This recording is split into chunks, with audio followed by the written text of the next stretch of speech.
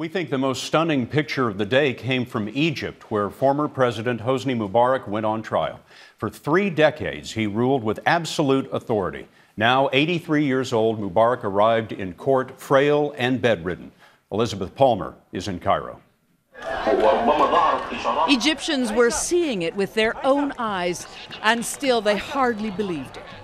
Their once untouchable President Hosni Mubarak came into court flat on his back on a gurney, then peered through the bars of a prisoner's cage next to his 2 sons and 7 other officials on trial too. Mubarak is accused of corruption and the killing of protesters. Do you understand the charges? Asked the judge. Yes, he said. I plead not guilty. Mubarak was forced out of office on the 11th of February after millions of Egyptians took to the streets. More than 800 were killed during the uprising by thugs alleged to be acting on Mubarak's orders. Before the trial started today, outside in the crushing heat, skirmishes broke out between pro- and anti-Mubarak factions until riot police flooded in to break it up. Then suddenly overhead, a helicopter carrying the former president to court. His detractors chanted, "Here comes the thief." His admirers reeled with grief.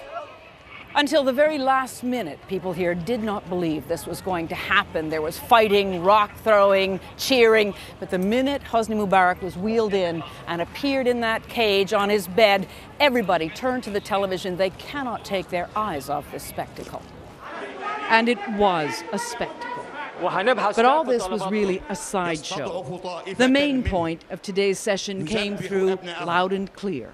A mighty Arab strongman, once backed by America, has been brought to book by his own people.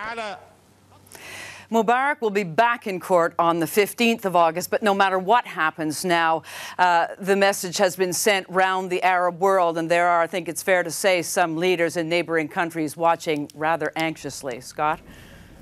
Liz, I'm curious, does this trial do anything for political stability in Egypt? In the short term, it might buy some time, perhaps, to start setting up elections for the fall. But if there's any hint that it's a whitewash, it could, in fact, set off a whole new round of upheaval. Scott? Thank you, Liz.